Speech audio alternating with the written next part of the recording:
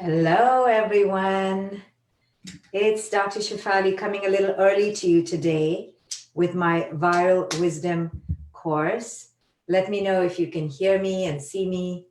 I am so happy to be here. I'm early today because I'm doing something for a group in Dubai and teaching them a little bit about conscious parenting and conscious intimacy. So today I have to do this earlier and be with you a little bit before my regular time. So check in, tell me how you're doing, and then I'm going to teach you something that has been coming up for me, and I just thought maybe it's coming up for all of you as well. So let me know how you're doing. What are you struggling with? What's coming up for you? Hi, guys. Hi, Miriam from Italy. So happy to see you. Priyanka, hi. Hi, Amy. Tina from Australia. Okay. Subhavna from Singapore. Hi, Arya. Somebody from Italy. So good to have you all here. So let's just talk about, let me just put this on. Sorry, guys. Hi, everyone. Welcome. It's my Viral Wisdom Day 30, I think, but I've really been doing a talk every single day since March 16th. So if you're interested in going back to hear all my talks, they're all archived on YouTube or Facebook. So you can go in there and find it all. So happy to have you all here. So today what I want to talk about is our main cause of stress. I know why you're stressed. I know why you're stressed. It's the same reason I get stressed. And the stress, to put it very simply, right, to explain it in really layman's terms, is always related to some impossible expectation. If you're stressed, stop and ask yourself, this is what I do in my life, what is my impossible expectation?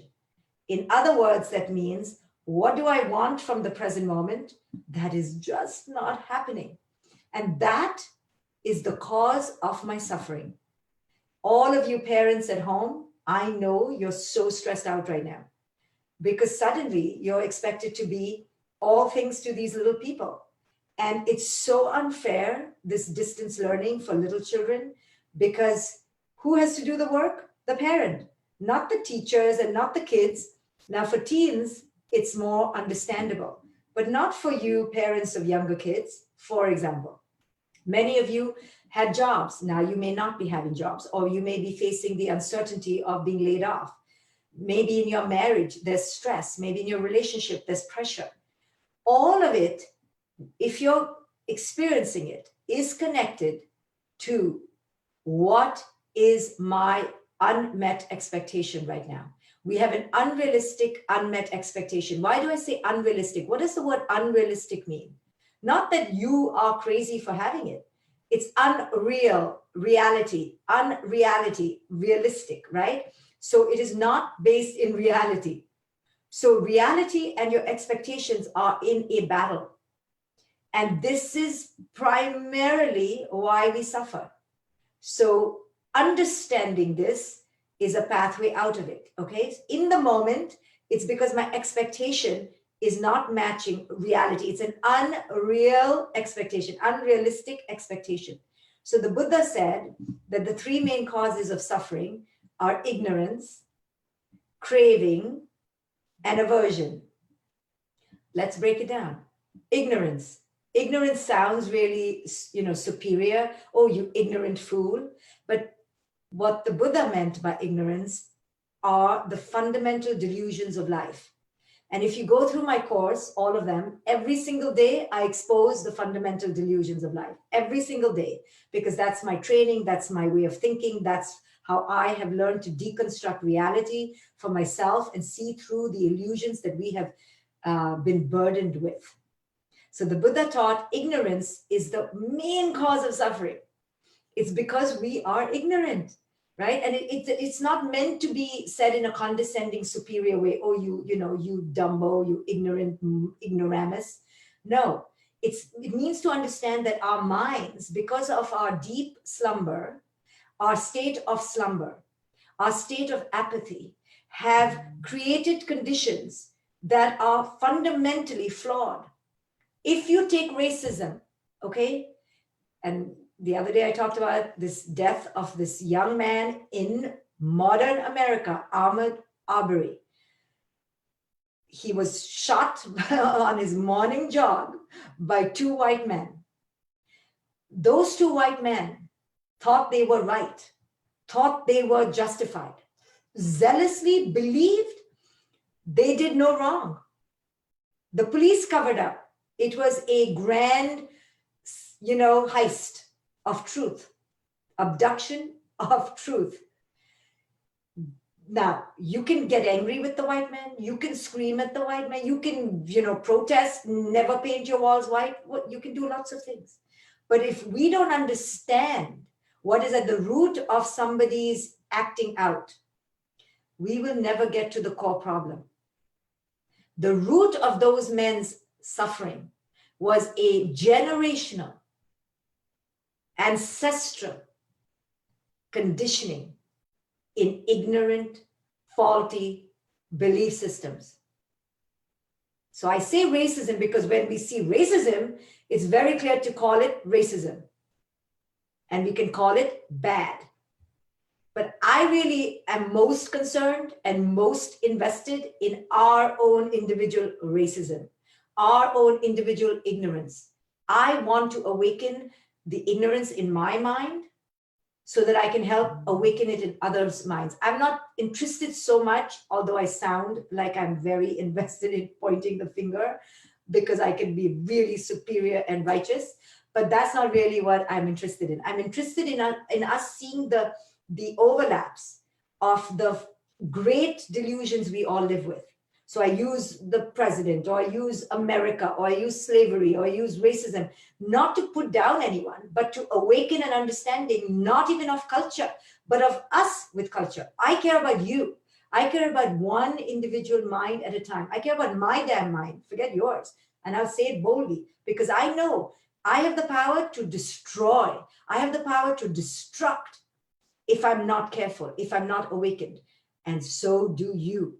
And that's why our awakening, our individual awakening is so fundamentally important. If you want to live in a new world and you want to leave a new legacy for your children, it's not about Ahmaud Arbery's mass murderers. It's about you and me. What we can take away from every teaching, what we can take away from every experience. Do we go into hatred, separation, division, or do we awaken? This is what this life is about. Today it's corona, tomorrow it's the plague, then it's a unwanted abortion or unwanted pregnancy or a battering by a husband or somebody calling you fat. It doesn't matter what it is. We get caught up in what it is on the outside. But we forget that they're all related to how we show up, how we respond, how we wake up. So unrealistic expectations are the cause of suffering. Unreal, anything unreal.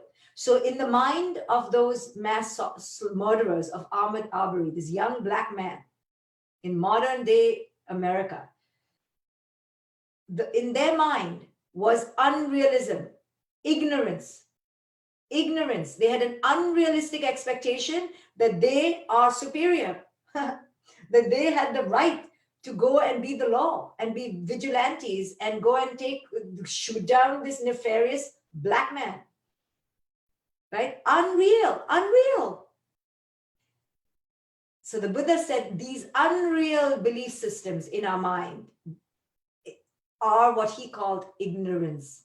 And ignorance is hands down the cause of suffering on this planet. It's all because we are fundamentally ignorant. We can be brilliant. We can have the best IQ. That doesn't matter. The world is ruined by really smart men. And I say men because it's mostly men. In this modern era, the masculine and the patriarchy is given all the power. So the world is ruined by smart men. And another unrealistic expectation to talk about our ignorance is we've been pushing intelligence on our children. IQ, IQ, IQ. IQ has fucked up this world. Nobody, the scientists with the most brilliant IQ don't know what to do. You go into a hospital, the doctors don't know what to do. Brilliant doctors. It doesn't matter because IQ is always going to be challenged based. IQ is temporary, like happiness. And we're like, get happy, happy, happy, happy. It's an illusion. It's transient. IQ is contextual. You'll never be smart enough for the next virus. So what is more important is the elimination of ignorance, is wisdom, the cultivation of wisdom.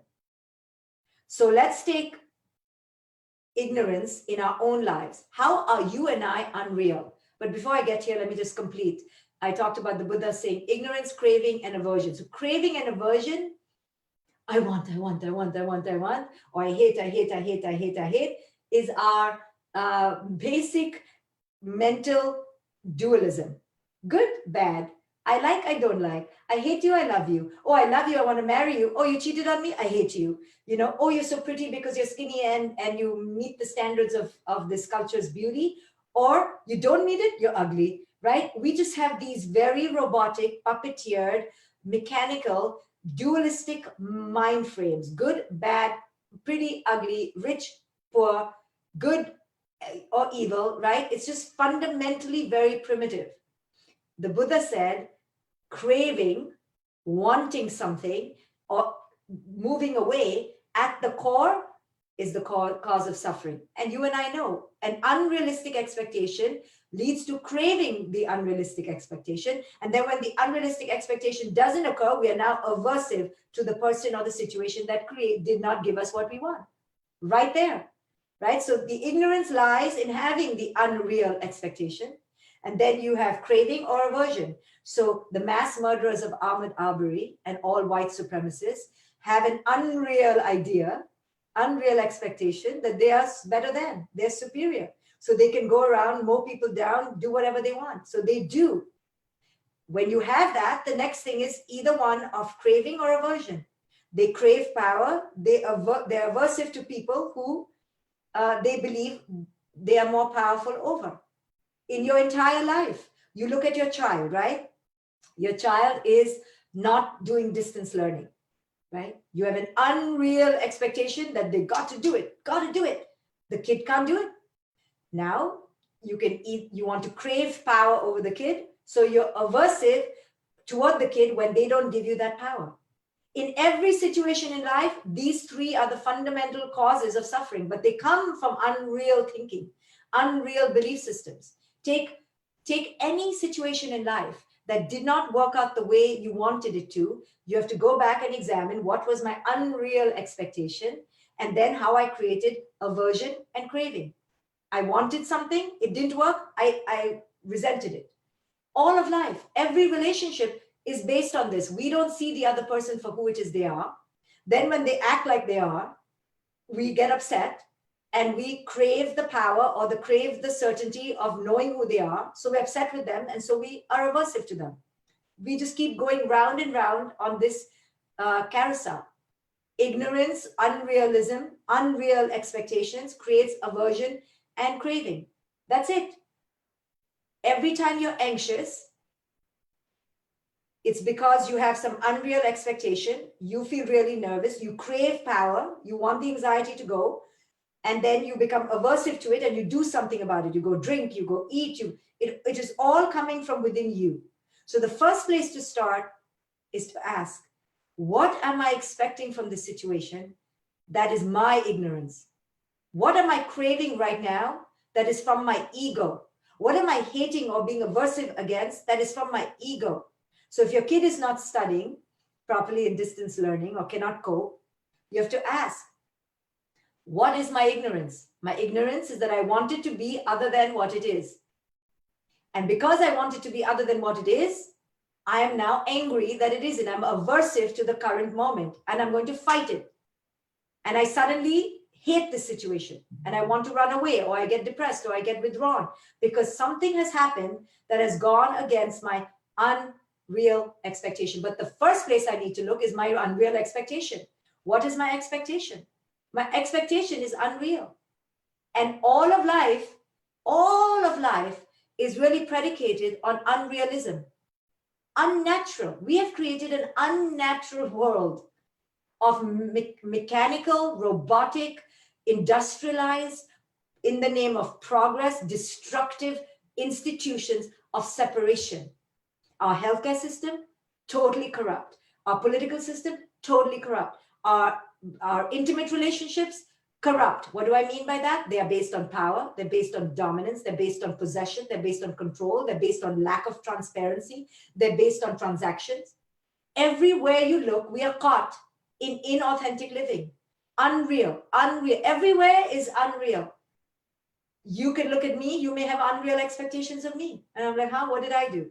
I can look at you and have unreal expectations of you because we live in an unreal matrix. We've created total fiction, fiction, fiction, fiction, fiction.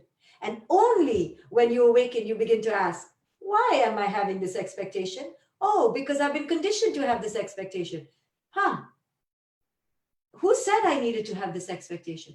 Who said that my kid needs to go through this linear paradigm? Who said this is for my kid? Who said college is for my kid? Who said a bachelor's is so important? I understand. Great if your kid gets it. But all I'm saying is, who said? We have just taken it hook, line, and sinker, and we're running with it. Who said we needed to get married? Who said we needed to have children?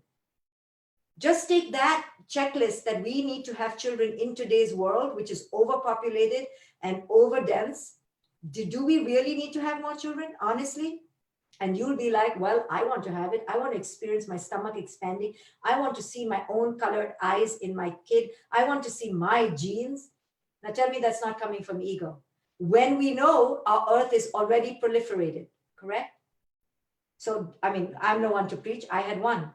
This one could create a lot of havoc for 10. So I'm not even going to say I only had one. No, no, no, no, no. I had one out of ego completely.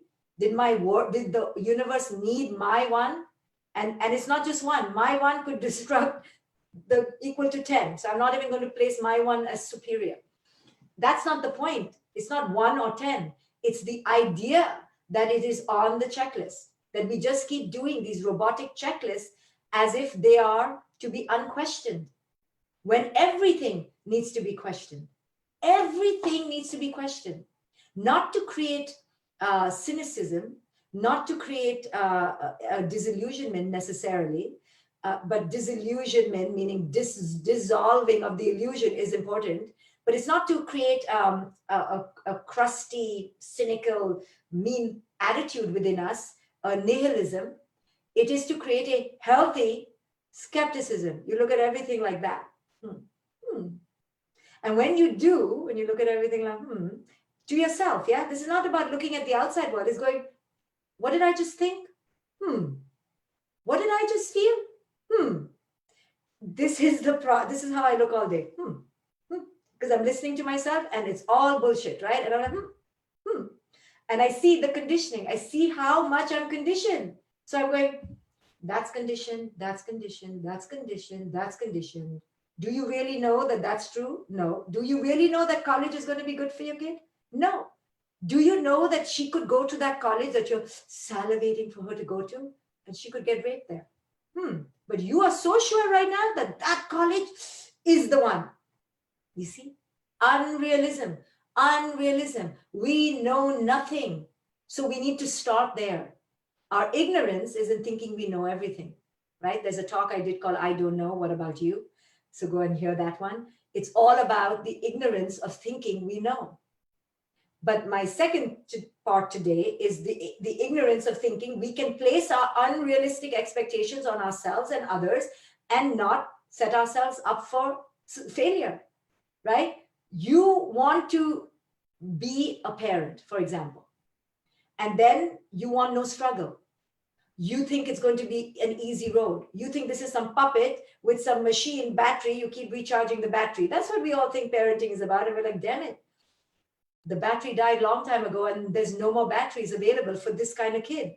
Like, who is this person?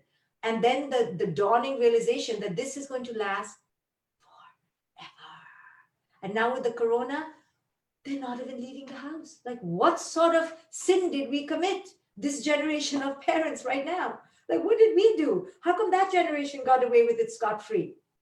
For example, we have unrealistic expectations of what it takes to raise a kid. And then when we have a headache every day, we're like, why do I have a headache? Oh, because you had a kid. But not just that, we have several kids because we have an unrealistic expectation that, oh, they will all love each other.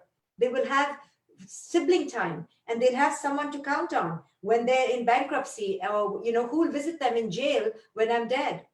They need siblings. Okay. So you have a gaggle of geese. You have it. Then when they act like a gaggle of geese, ga, ku, ka, at the back of your head when you're doing a Zoom talk, you're like, why did I have these kids? Or why aren't they getting along?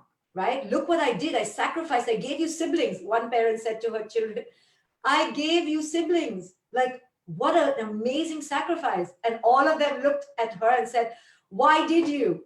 And she's like, interesting question. Why did I?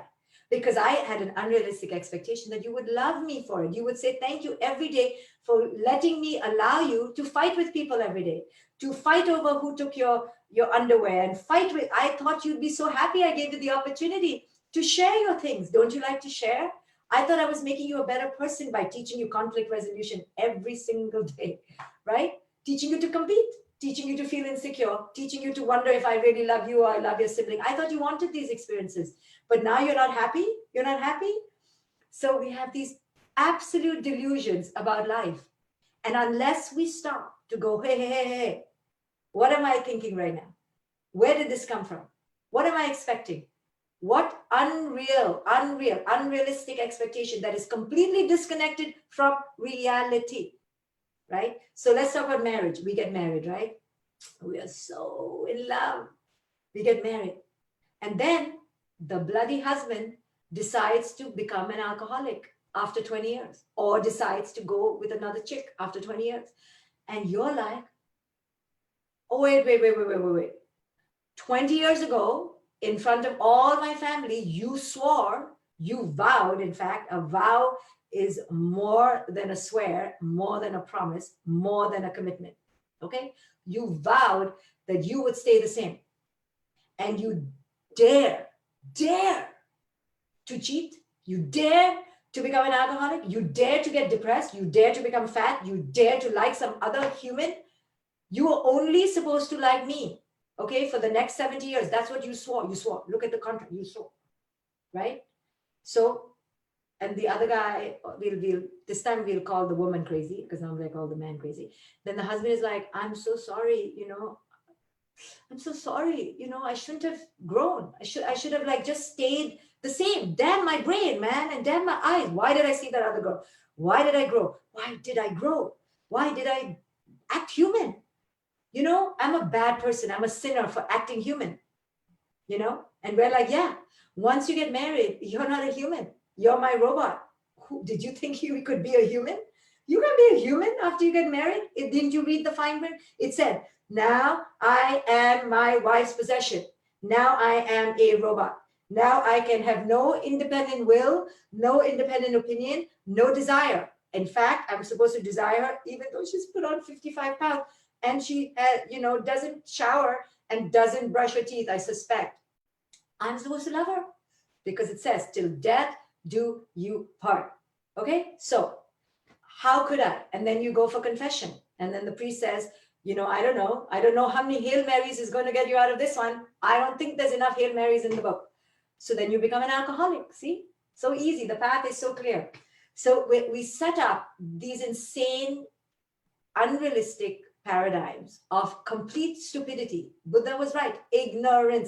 Ignoramus thinking. Really, the Buddha was too kind. And on and on and on. So then our kids, right? We send them to these mechanical, what are they called? Conveyor belts, factory line, like they're factory line workers. Everybody will study this, then this, then this, then this. So they're like a factory line worker, right? They go and we're like, cheerio, kid, learn, have a great day, be curious, expand your mind. We know where we're sending them. We went to the same shitty school system. Conveyor belt, factory line workers, right? And we're like, come out happy. I want to see you happy. Are you motivated?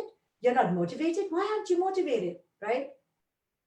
I told you, I think I told somebody in some group that the gym teacher wrote to all of Maya's grade that they have not handed in the gym assignments, and he's upset. So I, of course, have to be upset because I'm a robot. I'm a robot. I'm not a human. I'm a robot. So the teacher gets upset with my child. I get upset with my child. So I go, Maya, you didn't do the gym assignment? And she's like, Mom, no one is doing the gym assignment. So I said, what is the gym assignment? You have to videotape yourself exercising 3 or 4 times a week. And I'm like, really? The gym teacher now is disappointed in my parenting? Like, I have to answer to the gym teacher? I'm like, what insane? Where are we living? No, where are we living, really? So now I'm getting upset with my kid because she's not video recording herself exercising. I'm like, can we just agree that if the kid gets up, does a few things, and doesn't wreck the house, that's a good gym assignment? That's home gym.